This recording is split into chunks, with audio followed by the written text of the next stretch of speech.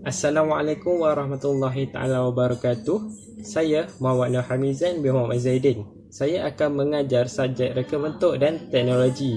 Di dalam subjek reka bentuk dan teknologi ini, saya akan mengajar topik reka bentuk mekanikal.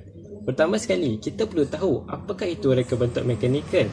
Reka bentuk mekanikal merupakan sistem mekanikal yang terdapat di dalam beberapa komponen yang berfungsi sebagai penghantar bagi menyelesaikan sesuatu tugas yang telah ditetapkan. Seterusnya, kita perlu mengetahui dan mengenal pasti komponen mekanikal. Komponen mekanikal ini kebiasaan digunakan secara berasingan atau digunakan secara gabungan. Fungsi komponen mekanikal ini adalah digunakan bagi menyelesaikan sesuatu tugas atau masalah yang dikehendaki oleh pengendali. Seterusnya adalah ini merupakan gambar rajah yang menggunakan komponen-komponen mekanikal, iaitu gunting, basikal dan kereta sorong. Setiap produk tersebut mempunyai komponen mekanikal tersendiri bagi menyelesaikan sesuatu tugas yang dikehendaki oleh pengendali. Bagaimana kita hendak mengetahui komponen mekanikal apakah yang digunakan oleh setiap produk tersebut? Oleh itu, saya akan menerangkan lebih lanjut mengenai komponen-komponen mekanikal. Komponen mekanikal terdapat 11 jenis komponen mekanikal.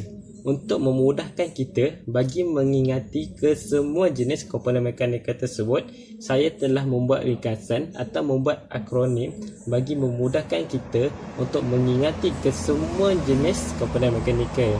Akronim yang saya hasilkan ialah 3GT, iaitu 3G dan 3T, 2A dan RBP. 3G yang pertama iaitu gear, gelonsor, galas berbola, dan 3T pula ialah takal, tali sawat dan tuil atau tuas.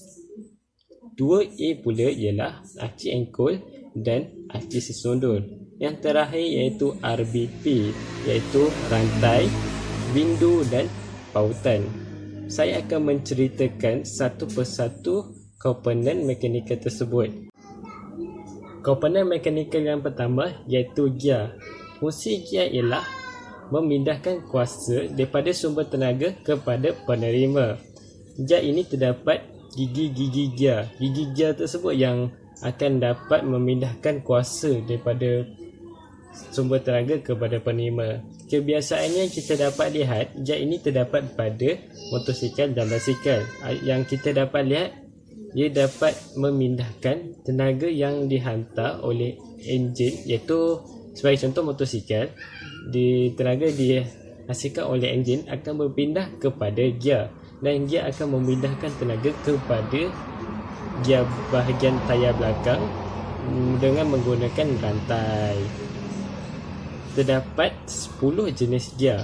Gear yang pertama ialah gear serong. Gear serong iaitu gear yang bersudut. Yang kedua ialah gear taji. Yang ketiga ialah gear helix. Yang keempat ialah gear tulang herring. Untuk gear tulang herring ini dia menyerupai gear helix yang diletakkan secara bersebelahan.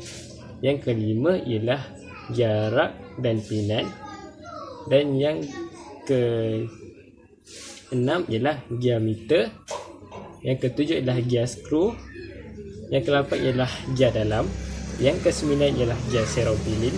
Yang ke-10 ialah gear Britain. Terdapat 10 jenis gear tersebut yang terdapat fungsinya tersendiri terhadap sesuatu produk. Seterusnya adalah G yang kedua. G yang kedua ialah gelonsor. Gelonsor digunakan untuk mengurangkan geseran bagi menggerakkan komponen. Kebiasaan gelonsor ini kita dapat lihat kepada bahagian pintu dan almari, iaitu menggunakan komponen mekanikal gelonsor bagi memudahkan almari dan pintu tersebut untuk dibuka. Dan G yang terakhir ialah galas berbola. Fungsi galas berbola sama seperti gelonsor, iaitu mengurangkan geseran bagi memudahkan komponen untuk bergerak. Tetapi galas berbola ini dia digunakan pengantara bagi objek yang berputar, iaitu memudahkan objek yang berputar tu untuk bergerak. Sebagai contoh, ia terdapat pada tayar kenderaan-kenderaan seperti kereta, motor dan basikal. Dengan adanya galas berbola tersebut, ia memudahkan kenderaan tersebut untuk bergerak ke hadapan dan bergerak ke belakang. Seterusnya adalah 3T. T yang pertama ialah takal. Takal merupakan satu mesin ringkas yang terdiri daripada satu roda yang berputar pada ganda. Fungsi takal ialah untuk memudahkan tugasan mengangkat sesuatu beban menjadi ringan. Gambar ini sebagai contoh satu beban yang diangkat dengan menggunakan dua takal dan terdapat daya yang ditarik oleh pengendali. Di sini saya dapat menceritakan bahawa beban tersebut akan menjadi ringan apabila seorang pengendali menggunakan takal dan daya digunakan adalah sedikit. T yang kedua ialah tali sawat. Tali sawat ini menghubungkan takal pemacu dan takal dipacu. Apakah takal pemacu? Apakah takal dipacu? Takal pemacu adalah pada bahagian enjin dan takal dipacu adalah pada bahagian komponen yang hendak digerakkan. Sebagai contoh, ianya terdapat pada bahagian motosikal iaitu dipanggil skuter. Skuter menggunakan tali sawat ini iaitu yang diperbuat daripada getah, iaitu sambungannya tali sawat ini diletakkan pada takal pemacu iaitu pada enjin dan disambung pada takal pemacu iaitu pada bahagian tayar bagi menggerakkan motor skuter tersebut. Seterusnya adalah T yang terakhir. T yang terakhir ialah tuas. Tuas ini terdapat 3 jenis kelas. Kelas pertama, kelas kedua dan kelas ketiga. Bagaimana kita hendak membezakan ke setiap kelas tersebut? Untuk membezakan dia adalah terdapat 3 komponen iaitu beban, fulcrum dan daya. Untuk kelas pertama, fulcrum berada di bahagian tengah. Ini sebagai contoh. Untuk kelas pertama, fulcrum berada di bahagian tengah, beban berada di bahagian hujung dan daya pada bahagian hujung. Untuk kelas yang kedua, iaitu beban berada di bahagian tengah, fulcrum berada pada bahagian hujung dan daya berada pada bahagian hujung. Dan untuk kelas ketiga ialah daya berada di bahagian tengah dan fulcrum pada bahagian hujung dan beban berada di bahagian hujung. Seterusnya, bagaimana kita hendak mengetahui tuas ini digunakan kepada produk-produk tertentu? Untuk kelas pertama, sebagai contoh ialah gunting. Gunting ini menggunakan kelas yang pertama iaitu fulcrum berada di tengah, daya berada di hujung dan beban berada di hujung. Seterusnya, sebagai contoh yang lain ialah stapler. Stapler ini menggunakan tuas kelas yang ketiga iaitu daya berada di bahagian tengah, fulcrum berada di bahagian hujung dan beban berada di bahagian hujung. Untuk kelas kedua sebagai contoh ialah kereta sorong. Kereta sorong ini menggunakan tuas kelas kedua iaitu beban berada di bahagian tengah, daya berada di bahagian hujung dan fulcrum berada di bahagian tayar, itu pada bahagian hadapan. Seterusnya adalah 2A. 2A ini adalah aci sesonda dan aci endol. Aci sesonda dan aci endol ini bekerjasama antara satu sama lain iaitu sistem mekanikal yang digunakan secara gabungan. Pertama sekali saya akan menceritakan fungsi aci sesonda.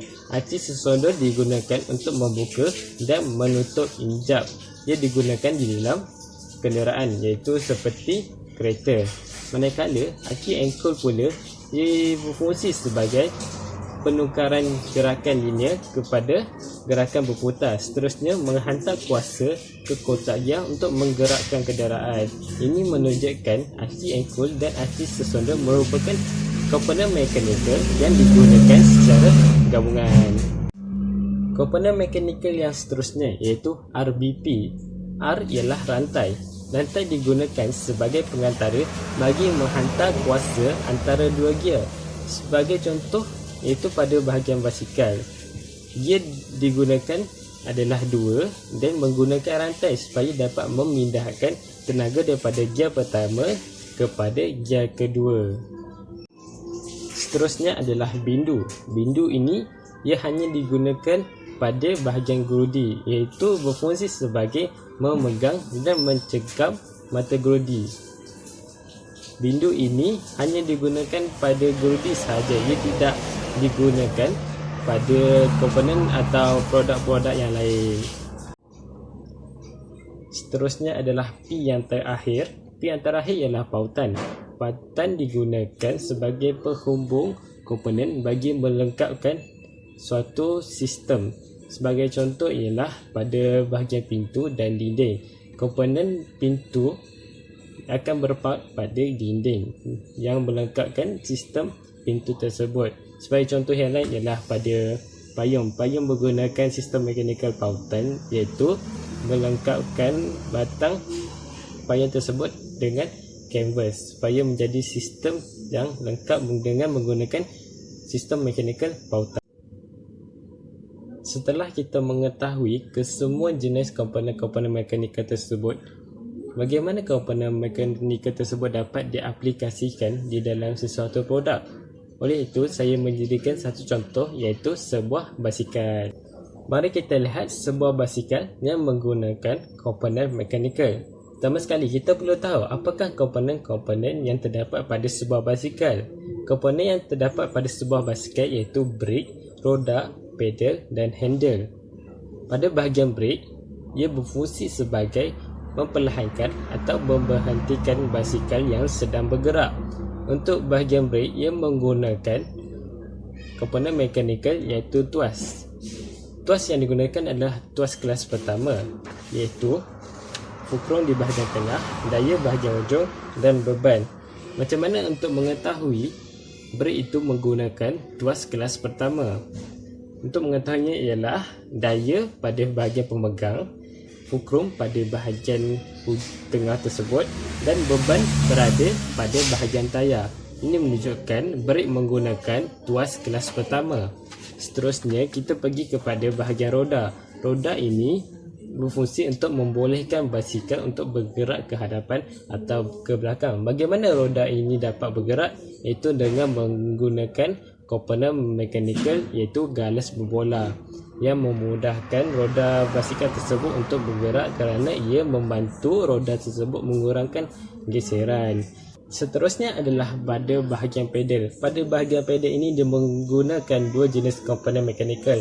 Yang pertama ialah gear, yang kedua ialah rantai. Ini menunjukkan pedal tersebut menggunakan komponen mekanikal secara gabungan, iaitu sumber tenaga yang dihasilkan oleh penunggang basikal akan dihantar kepada gear pertama dan gear pertama akan menghantarkan tenaga pada rantai dan rantai akan menghantarkan tenaga kepada gear pada bahagian tayar yang membolehkan basikal tersebut untuk bergerak. Dan yang terakhir ialah handle.